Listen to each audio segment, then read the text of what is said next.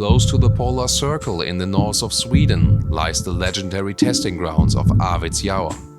On a frozen lake with an ice layer of almost a meter, even an airplane could touch down. This is where the car industry tests their existing and future vehicles, finding out if they master the freezing temperatures of up to -40 degrees and the constant power and friction applied to the engine, clutch and transmission. In winter time, only a few hours of sunlight remain. Time is precious before the last rays disappear into the northern night. This place is also special to me. 5 years ago, my drifting story began right here.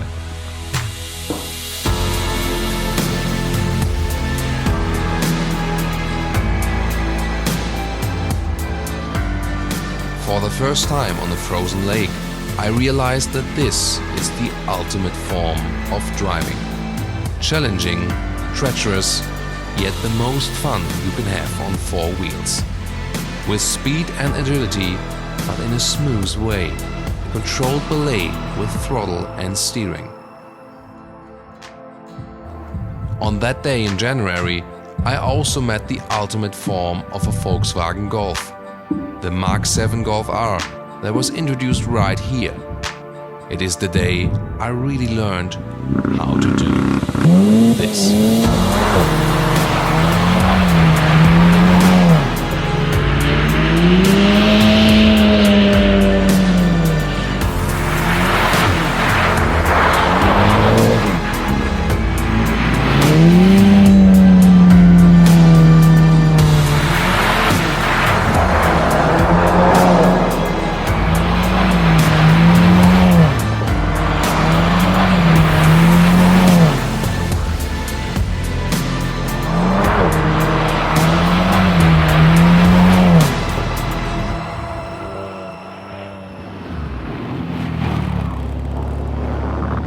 Join me on this ride.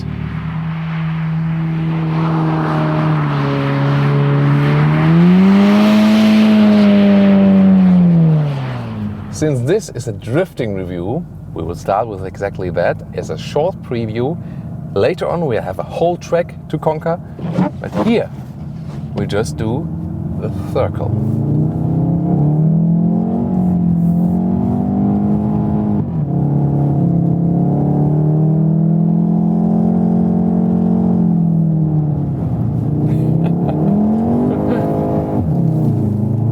Thomas the snowplow.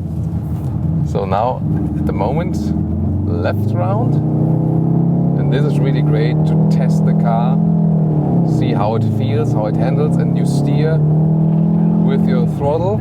You can see here when I'm going to the outside I get slower again, for example, and when I'm going too much to the inside I just apply a little bit more throttle, and then I'm going to the outside. So here again, almost facing the inside of the corner, just a little bit steering adjustment. You can see here, it's really slippery now on the inside of this circle, a lot of ice. Applying some more throttle, and we're going sideways all the time. No, what? See here, a little bit too much just to the inside.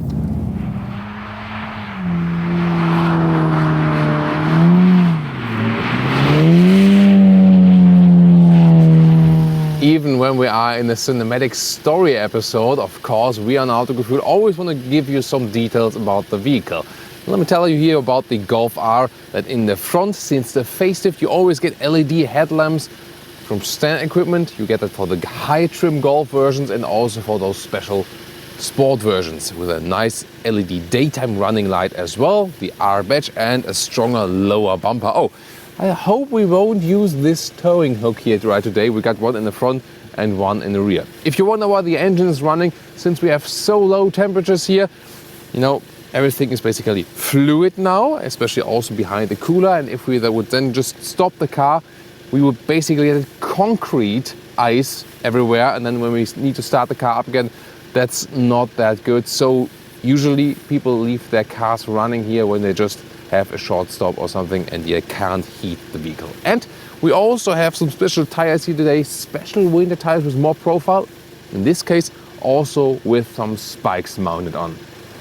4 meters 26, 14 foot or 168 inches is the length of this hatch Golf R. There's also the variant available, the estate version. We also have a review of that on Autogefuehl. This one here is the 5-door version of the hatch. There's also 3 doors still available, not for the base Golfs, but for those performance Golfs. Those ones are 17-inch wheels, so you can fit those winter tires on that. Bigger ones do not make sense here. Usually it comes with 18-inch, an option you can get 19-inch. Then also the so-called performance pack with bigger brakes even, and also with the Akrapovic exhaust. We also have that mounted on this very vehicle. The Golf itself has this very strong C-pillar as always, so it has a very classic design, yes, but somehow also timeless. We'll soon also see how it plays out with the 8th generation Golf. Of course, we will update you on Autogefuehl as soon as we have news on that one. When you have LEDs in the front, like here with the Golf R, you also have those LEDs in the rear with this turning indicator that is in a cascading style. Is a very nice feature that adds some more specialty to the car. Here then the optional Akrapovic exhaust, which was not available, was recently found out for the Golf GTI TCR. That one remains exclusive for the Golf R and surely adds some more sound.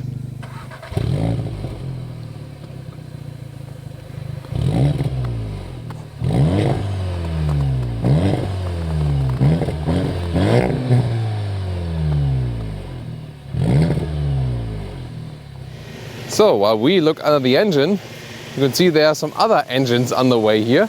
This one would be the more, let's say, suitable form of transport right there. But they are of course off track, we are on track, so we can also drive with wheels. Well, this one here is a 2-liter TSI turbo petrol engine. Since the facelift was 310 horsepower, so a little 10 horsepower more. 4.6 seconds is the acceleration figure to 100 kilometers or 62 miles an hour. It has been improved. 4.6 here with the DSG, the new 7-speed DSG wet clutch. In the Volkswagen Corporation, they moved all those DSGs to now step by step to the wet clutch. So maybe some are left, some engine variants, but more and more are being replaced, and soon you'll only be able to get the wet clutch because this one here is more durable. They had some problems with the dry clutch systems like in China and in Japan with a lot of traffic situations and so on. Then they start to overheat. But here, this one is actually also the very best test for this one. First of all, for the all-wheel drive system, because it is here basically front-wheel drive plus rear-wheel drive on demand, maximum of 50-50 distribution. But with the Golf R, with so much performance, then of course more and more power is being transported to the rear wheels. And here, you know, on those snowy tracks here, we can really test it very well. Does the clutch do any overheating, or is the all-wheel drive system coming to a point where it's somehow not working anymore? If that would be overheating, then it would be front-wheel drive only, and the system would say, before I damage anything, I completely declutch the rear drive, and that's it. But you know, I know the instructors here also very well. I've been going with them here also for a couple of years now. And they said, especially now with this new 7-speed DSG since the facelift and with this all-wheel drive system, I mean, the Golf R is the maximum power you can get for this very platform, basically. And they said, so far, in this setup here, there was never any problem with overheating, both from the clutch nor from the all-wheel drive system, nor from the DSG. So this is also one reason I sometimes say it doesn't always have to be the newest car. This one here is in the outgoing stages of the model. But that also means that everything is very well developed and the evolution of this very generation is almost at its end. And well, this can be a really good advantage if you then think about, yeah, everything has been tested and also updated. So this seems to be like a pretty reliable bet meanwhile.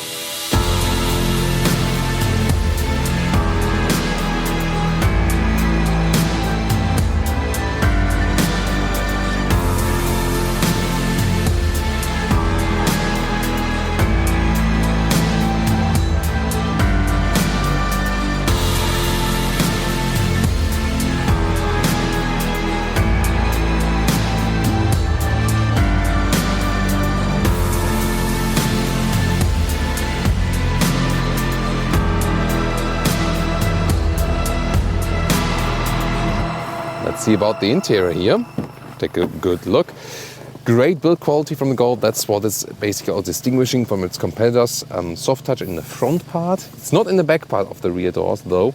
Then this inlet here, you can pick different choices. Then this one has a carbon style. It's a carbon fabric, so to say. Leatherette soft arm cover. Good is also that the inside of the doors is quite wide. You can also fit bigger bottles there. Very handy. Then there's this R steering wheel with the logo. Pretty compact steering wheel. Cruise control on the left side. You also have a volume control here at the steering wheel. Then those digital instruments are optional for the Golf R. You can also go with the analog ones. With the Golf GTI TCR, for example, and the GTI Performance, those come as standard. With the Golf R, you could still go for the standard ones. But it looks more modern, makes the car also, let's say, less dated since the facelift. Then the seats, they come with a fabric Alcantara mix. Then would be seeing Alcantara right here, where you see this carbon style leatherette right again. I would also recommend the fabric Alcantara seats. They stay a little bit warmer in winter and cooler in summer. This one, the optional animal skin pack. But we've tested the other ones as well and they work very well. The seat form is the same, however. And overall, the Golf is king of comfort in the compact segment. Alongside, I would say, with the Honda Civic, because the Honda Civic is just a little bit bigger car and it offers also great seating comfort in the very front. And also, of course, the Skoda Octavia, but basically size was already a mid-size segment. But again, you have a pretty neutral standard seating position. You know, what you expect from a car, basically. That's the Golf. The Golf is the car, so to say.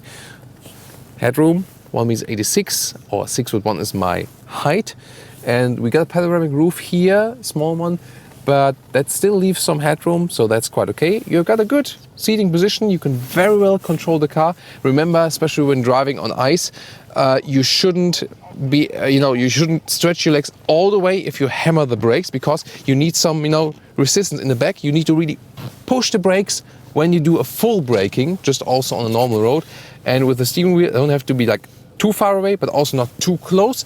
So a good neutral position that I can really turn away. And then when I start to cross over, I would take away the lower hand and just use the upper one until I maybe grab over again or something. But most of the time, this steering wheel is very progressive. Most of the time, you also on road driving, you just use it like this and that's it. And that's really great with their steering setup, that it's so progressive that you can keep both hands at the steering wheel all the time, especially with the DSG, and you don't have to cross over that much. So that's, I think, a very good setup. Electric seat setup are also right here with an electric lumbar support. That comes quite handy too. You can put it here in the rear, and even 3 memory seat function if you like so. Interior overview of the Golf R, soft touch here at the top dashboard. Oh, well, this area does create some matting, but only when you really touch it down, like very hard. But the question is also, who would ever do that? The only thing I don't like is this split right here, because this is one part and this is one part that is, has a better solution in the Seat Leon, for example, where you have this rather horizontal layout in this over part. I'm really interested to see if they change that in the next generation. 8-inch screen would be standard. This one is the optional 9.2, which then also has this gesture function, but you can surely live without it. The smaller one has the advantage you can still have some knobs here for volume and for zooming in on the map. This one here is all with those capacitive buttons. It looks cleaner, of course, and the screen is a little bit more fancy, but again, the smaller one has also those advantages if you prefer those knobs. You also have the Apple CarPlay connection right here, and then you can also listen to your music while going back to the GPS screen. That's of course always very important. Then if we go further down, we have the classic climate controls. You could also very well use them while driving. That's a good thing. And lower part, then where I connect my smartphone, sadly so far just one USB port. You can also close that one, but with the cable a little bit blocking. Then important, there's the drive mode selector. By the way, still a manual gearbox also available if you like one, but the DSG is faster. The drive mode selector, that is interesting. There's also race mode available, so to boost up in the RPMs, even though in the comfort mode, the suspension is a little bit softer. The DCC is built in here in the Golf R, that's the adaptive suspension. On snow and ice, the DCC with Compact could be more useful because it keeps the tire a little bit softer on the ground, evens out the stuff that's different from the dry race trick. And then we have the button for the ESC. So at the moment, ESC is turned all the way on. Then if I press it once, we go to the Esc Sport. And that one also is shown in those digital instruments. This one would be ESC drawn back a little bit. Then if I activate it again, but then click and hold it, then we can go to the, it also gives a beep, to the ESC off. And that's only possible for the Golf R and for some of the all-wheel drive models from Volkswagen, that you can completely turn it off. Was not available in the previous generation of the Golf R. And that's of course really great to turn it up here on the ice. Those digital instruments, by the way, they are pretty flexible. You can put the GPS in the middle part and you can see that we are right there on water basically. But then you can also have some, changes for the data you want to see there, phone info in the middle, or also driving data and so on. So that's cool, and they're giving you a very, very good visibility as well, even if it's a little bit brighter outside. I really like those. However, I'm also fine with analog instruments, but they make it more modern for sure. You can see it also can vary the size of the RPM or the speed.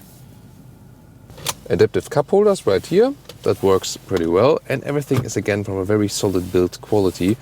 That's the standard key, by the way. You don't get a special Golf R key. And then this little console, and you can see here everything is so well attached you cannot shake it. It's also one of the quality features. And as I said, we have the panoramic roof here with a manual shade right there, and then let's also open it to show you that how far it really goes. Here we go, and well, that's the only time of the day I would do that. The car is still clean here at this morning. Later on, when they will be building snow and ice layers on top of the roof, I won't open that anymore. Let's get in the rear. Oh, I forgot the shoe tab. Don't want to bring snow in the car. A little bit too late. I still remembered it. Well, I do fit in here, so with 4 tall L's you can drive, even though you don't have plenty of legroom. Also a big middle tunnel with the all-wheel drive system. That will change when the new electric cars will be coming more and more to the market. Then there will be no middle tunnel. Headroom wise, this is also very good results. So, it has a very good size for the whole compact segment. If you think about the package from the exterior to the interior relation. Back part here, this is not from Soft Touch. You can see it on Jonas' side at the moment. Then the seats have the same design. Of course, would be the same also when you go for the fabric version. And then there are some cup holders right here in the rear. And you can use this one here as a ski hatch to load things through. As well as flipping the seats right from here in a 2/3, 1/3 split, and 2 Isofix on the outside seats each. Now it's still pretty clean, but I can tell you yesterday everything was already covered in ice and we were still able to flip the logo and open the trunk. I was, really keen on that. Really interesting. So this is a racing review, probably the only one where you can also see in a racing review someone is using a measuring stick. That's Autogefuehl, only with the Germans.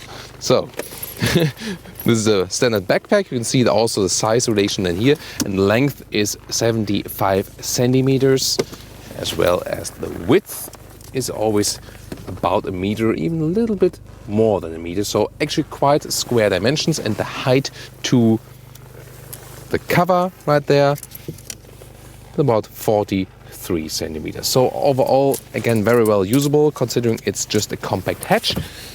And you can even flip the seats from here. You don't have to go around if you grab over just a little bit. And we have the maximum setup.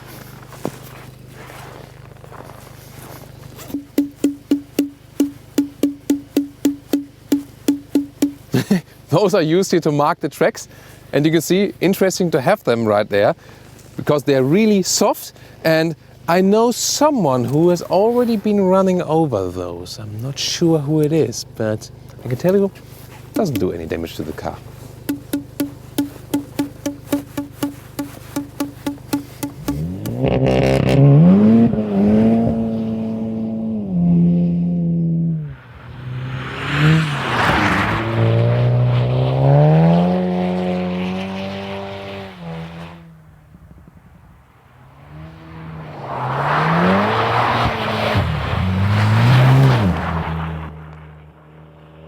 So let's do what we came here for.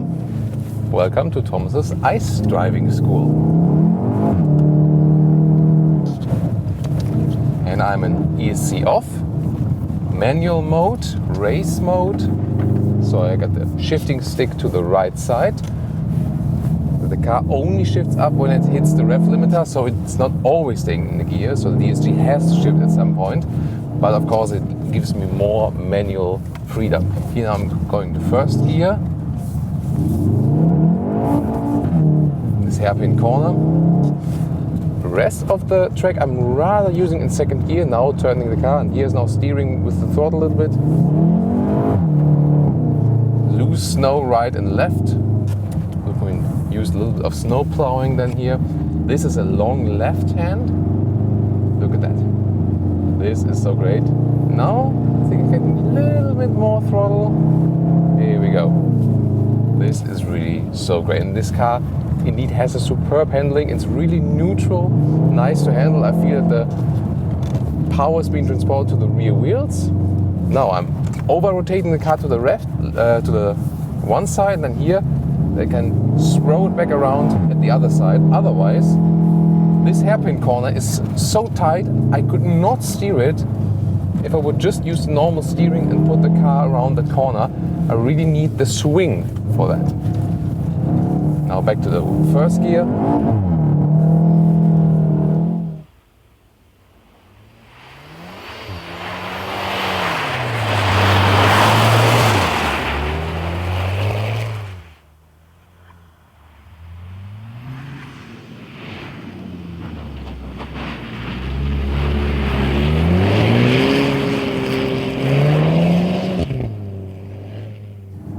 As I said earlier, to me this is really one of the most fun things you can do.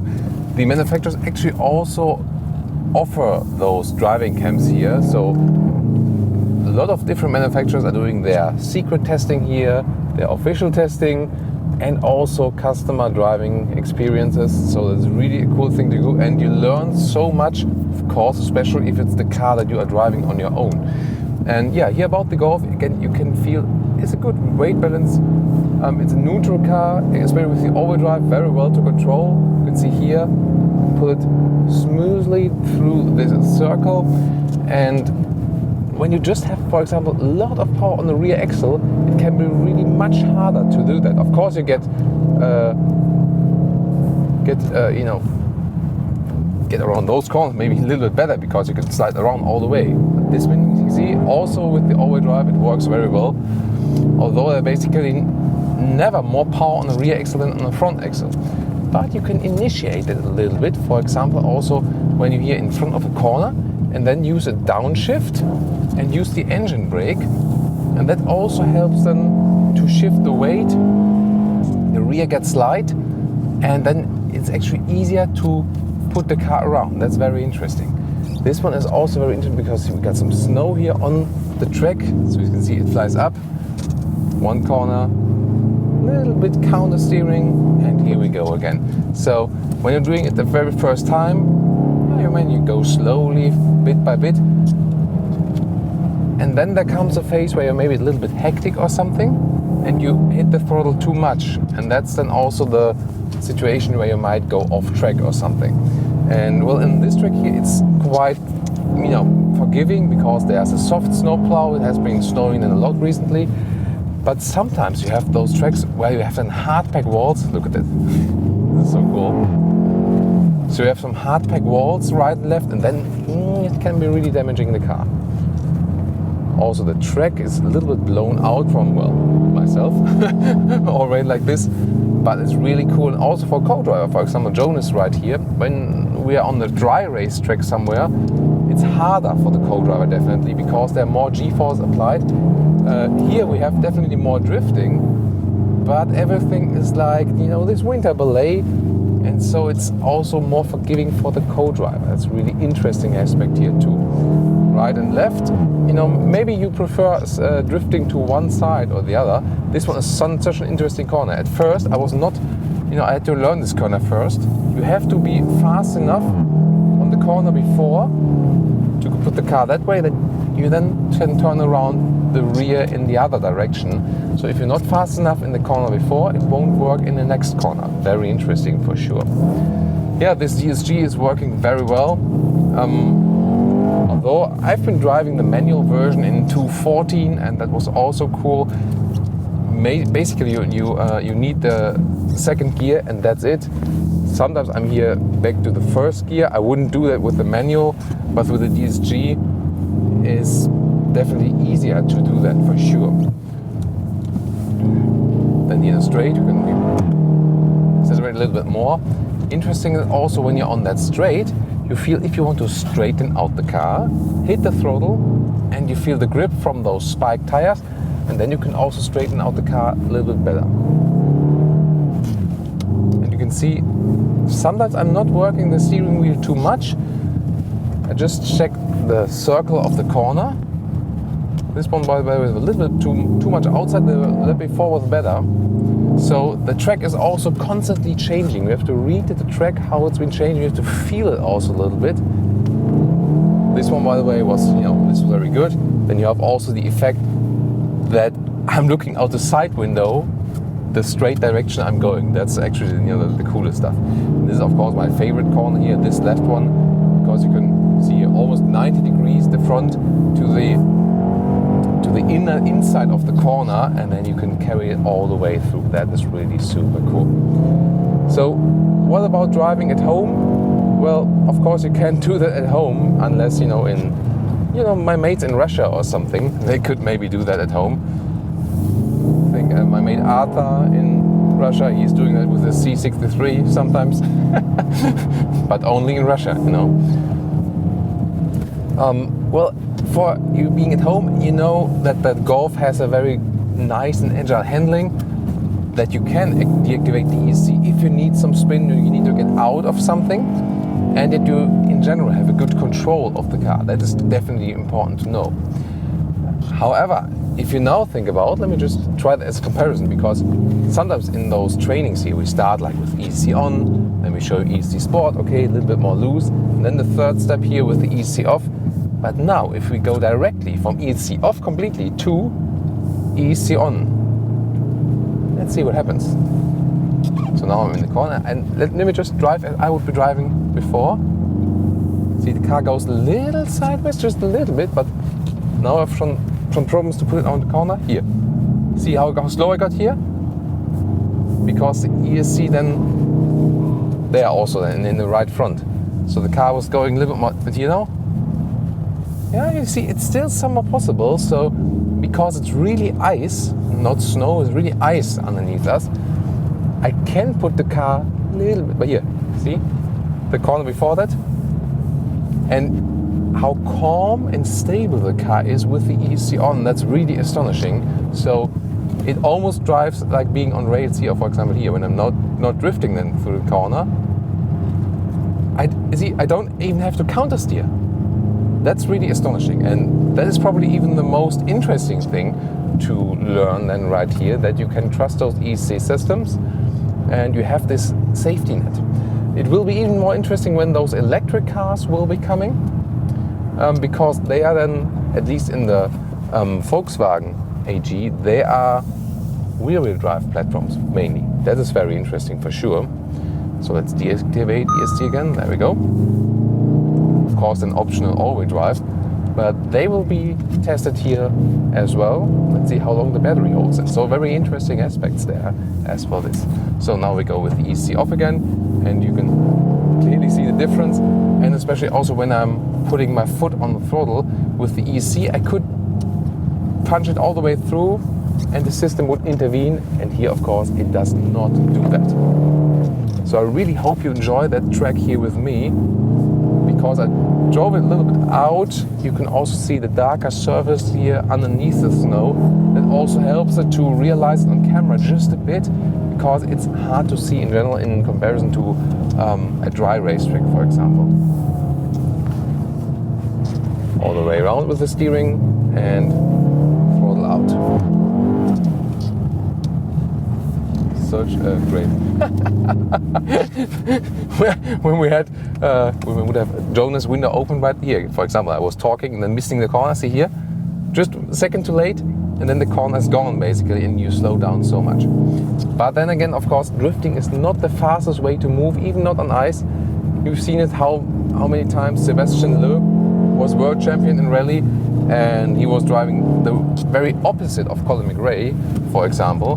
You know, Colin McRae at those times always going sideways, or also Carlos Sainz.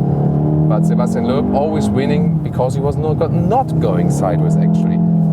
Very interesting. So, not a very not a very fast way to go around the track, but of course, it is just the most fun way to go around this very track.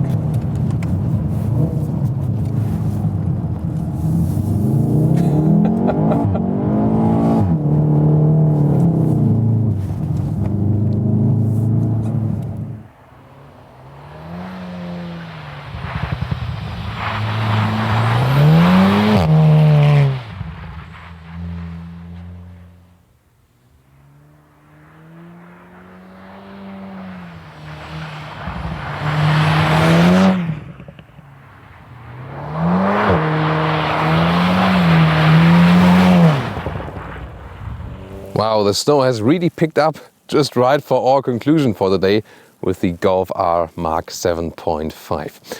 So I think it was very interesting today together with you. The Golf itself, it has aged pretty well. Some of you said that as well, both on the exterior and the interior. The facelift added some more digital features, of course, and a little bit more power. But most important, of course, this change to the 7-speed DSG with the wet clutch. And we really have to say, I mean, we really hammered this car and there was no technical incident. The only thing that was very interesting to know, when can it be possible overheating? Well, it was when you were, for example, hitting a snow wall, like a snowplow in the front, and then the lower cooler area was blocked all the way, and you know, no cool air could be coming to the engine. And then you were spinning around the circle, then the temperature could go like, you know, for water and all, like to 130, and when it was raining over 130, then at some point the car then said, engine is going to be overheating, please stop the car and let it cool down. Then we went out and see, oh wow, the cooler is totally blocked in the front, and then we cleaned this whole area here, and then you could immediately see the temperatures drop again. So very interesting. So it seems really now, this is a very extreme situation, of course. So but even then, the systems are calibrated in a way that they warn you in advance that nothing can happen. And that so many other cars are being also driving here all the way around, and those systems here at the end stage of this generation of the Golf seem to be pretty reliable, both from transmission, engine, clutch components, and so on. And this is also one of the main reasons why the manufacturers go there, to really test the cars to their full potential and see what could possibly go wrong. You know, 1/3 of the whole development stage and so on is being done in the simulation and 3D stuff.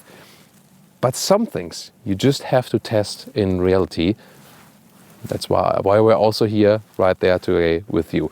And of course, thinking about 5 years ago with my personal drift story, with my story with the Golf R, of course it's somehow an emotional bond for sure. And this is also the time I realized that even though it's such a normal and standard car, it's the most sold car in Germany. It's also one of the most sold cars worldwide then, together with the Jetta, with the sedan version of the Golf.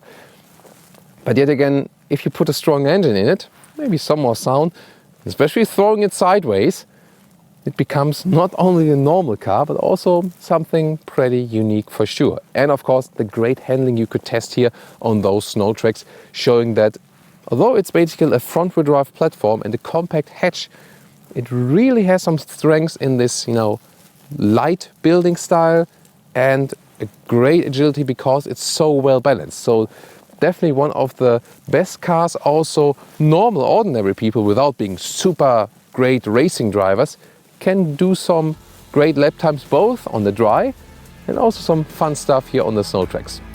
So I hope you really enjoyed our special episode here today.